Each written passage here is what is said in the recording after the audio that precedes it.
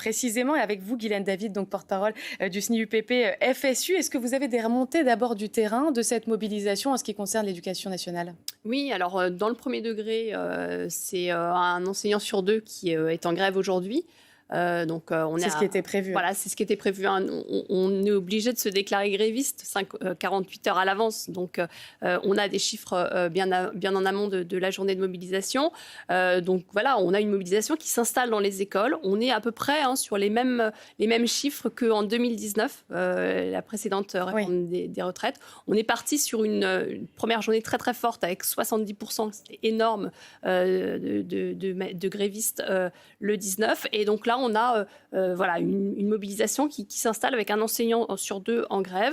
On sait que ça va durer, donc les enseignants aussi se préservent et donc vont se mobiliser de façon différente d'une journée à l'autre. Mais c'est très fort et on sent une profession qui est vraiment en opposition à cette réforme et qui ne veut pas travailler 2 ans de plus. Alors justement, sur les chiffres, on a les chiffres aussi du SNES, c'est 55% de grévistes, en l'occurrence dans le secondaire a priori aujourd'hui. Donc tout ça, c'est autant finalement que lors de la première journée le 19 janvier? C'est un peu moins que le 19 janvier, mais on sait aussi qu'on a une mobilisation qui va se faire ce midi dans des lieux de rassemblement, parce que ce qui est assez inédit aussi, c'est qu'on a des lieux de rassemblement un peu partout en France, dans beaucoup de villes. C'est-à-dire qu'on est sur des petites villes, ou petites ou moyennes villes dans les départements, où finalement les enseignants, sur le temps du midi, vont pouvoir se joindre aux manifestants. Donc on sait qu'ils sont présents et ils sont massivement. On a des écoles fermées, hein. Sur Paris, c'est 60% de grévistes. Sur la Seine-Saint-Denis, c'est 60% aussi. On a des départements très, très fortement mobilisés. Donc on voit bien là que les enseignants ne veulent pas de cette réforme. Je rappelle qu'on est une profession, nous, les professeurs des écoles, très féminisée. À 84%, on est des femmes. Ça pèse aussi parce qu'on sait que cette réforme, elle n'est pas favorable aux femmes et on va encore accroître les inégalités hommes-femmes avec cette réforme. Donc il y a vraiment une mobilisation qui est forte de la profession contre cette réforme. Alors notamment mobilisation ce midi, donc ça veut dire qu'ils vont faire court le matin, l'après-midi, ils vont venir se mobiliser sur le temps du midi. Ils ne surveillent pas les enfants puisqu'ils sont à partir de 11h30 jusqu'à 13h30. On peut imaginer de se joindre à la mobilisation, puisque on le sait que dans beaucoup de villes, là, on le voit avec les images, les rassemblements ont déjà commencé, et donc on a des cortèges qui se gonflent de manifestants. C'est pour ne pas perdre une journée de salaire aussi ? Oui, ça pèse. Dans une profession où on n'est pas très bien payé. Ça pèse de plus en plus dans une négociation salariale qui ne se passe pas très bien avec le ministère actuellement, puisqu'on le voit, le ministère ne souhaite pas revaloriser tous les enseignants. Hein. À partir de 20 ans de carrière, on voit bien que la revalorisation ne sera pas au rendez-vous, ce qui est très problématique pour le calcul des retraites, puisque ça pèse aussi. Et ça aussi, les enseignants font le rapprochement entre leur salaire, leur calcul de la retraite, et puis la retraite effective qu'ils auront, ça pèse. Je rappelle aussi que le ministère prévoit de nous revaloriser sous forme d'indemnitaire et pas de revalorisation du point d'indice.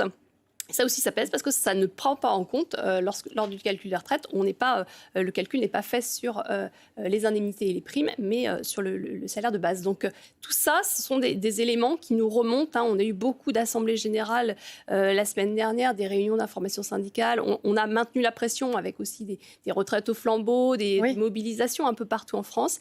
Et les enseignants le disent quand on en discute beaucoup, et ils font le rapprochement entre leur salaire actuel, les conditions de travail dans l'éducation nationale qui se dégrade énormément, et nous demander de travailler encore plus longtemps, 2 ans de plus, c'est très brutal. Hein. C'est une réforme qui à la fois est injuste et brutale, parce que notamment pour tous les collègues, et en tout cas tous les salariés qui vont qui se projetaient sur leur retraite très rapidement là, et qui en fait vont avoir 2 ans à travailler en plus. C'est vrai qu'il y a une brutalité qui est ressentie et qui se montre aussi dans la mobilisation. Frédéric Souillot, vous vouliez réagir ?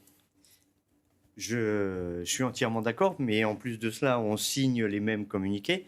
Mais sur les enseignants et sur ceux qui se mobilisent, pour la première fois, il n'y a pas de grève par procuration ou une manifestation par procuration. Tous les corps de métier, et notamment du privé, viennent aussi à la mobilisation et à la manifestation. Et puis, la France des sous-préfectures, j'ai encore tout un tas de chiffres. Arras, Saint-Omer et Mende, ils sont encore plus nombreux que le 19. Et aujourd'hui, à Paris, il y a tout un tas de salariés du public comme du privé qui viendront rejoindre la manifestation en début d'après-midi, pendant leur pause et tout cela. Donc, cette réforme, elle est très brutale et très injuste. Jean-François Madieu ? Oui, je crois que ce que vous avez souligné est très important pour les enseignants et on peut l'étendre à tous les fonctionnaires. C'est le fait qu'effectivement, il y a un lien très étroit que les fonctionnaires peuvent faire, et souvent font quand même, mais ils n'ont pas forcément tous compris, entre le niveau de leur traitement de base impacté par ce qu'on appelle le gel du point d'indice. Oui. Donc c'est parce que c'est comme ça que va être calculée votre retraite essentiellement, et le niveau de la retraite elle-même. Donc effectivement, le lien entre les deux, il est très important. Et je dois vous dire, en le voyant de l'extérieur, bien que je sois aussi enseignant et concerné, c'est surprenant finalement que les choses se soient passées de façon paradoxalement aussi facile, aussi calme, depuis déjà un certain temps. Parce qu'en fait, quand vous regardez la situation qui est celle de l'évolution des rémunérations avec le gel depuis des années, des fins de carrière dans les fonctions publiques, dans l'enseignement ou dans les universités, c'est très étonnant. En fait, ce qui l'explique... Alors, est-ce que c'est un problème d'absence d'information, d'une communication qui n'a pas fait que tous les enseignants comprenaient, étaient au courant? Il y a quelque chose de curieux. Et du coup, on voit, par exemple, dans les universités, que du coup, ça va conduire à un résultat qui est que les établissements sont ouverts. Les étudiants peut-être arrêteront, mais les enseignants continuent leurs activités un peu partout en France, alors qu'ils sont directement concernés, et très concernés en réalité par tout ce que vous avez expliqué. Donc il y a quelque chose d'assez intéressant à observer, qui est le calme dans l'ensemble des fonctions publiques, on pourrait même dire d'ailleurs. Ça touche des professions dans lesquelles on parle de vocation. Vocation, oui, il y a toujours presque du bénévolat dedans, en fait. Peut-être que, oui, je pense on parle pas d'argent. Il y a chez les enseignants, pour une part, une mauvaise conscience. On ne parle pas d'argent, vous avez raison, c'est le monde enseignant. Peut-être aussi, vous parliez des fins de carrière, parce que toutes les organisations syndicales ont réalisé que maintenant, il fallait aussi s'attacher aux gens qui sont les seniors, ou qui sont en fin de carrière. Et c'est la clé du succès d'une réforme des retraites. C'est-à-dire ne pas écraser les grilles de rémunération, faire en sorte que quand vous êtes en fin de carrière, vous n'allez pas faire du surplace à partir de 20 ans d'ancienneté. Ouais. Et les syndicats ont raison de mettre ça en avant maintenant, mais peut-être qu'il y a chez les enseignants, c'est une hypothèse, vous avez raison, le fait que, au fond, même si beaucoup le réalisent, au fond, l'idée qu'on n'est pas les plus à plaindre. Un côté bons élèves, Guylaine David, chez les enseignants. Vous qui les connaissez aussi mieux que moi. Il y a un côté... on sait aussi qu'à un certain moment donné, on ne parlait pas de salaire, effectivement, dans l'éducation nationale. Les enseignants avaient du mal à parler de leur salaire, d'abord parce que face à tout ça, on a des parents d'élèves. C'est-à-dire que quand on se mobilise, quand on fait grève, on a des parents d'élèves en face. Ça impacte directement les gens. Oui, et puis on sait qu'on a des parents d'élèves qui sont bien moins payés que nous. C'est-à-dire que selon le lieu où on exerce, on a parfois des parents d'élèves qui sont très en difficulté.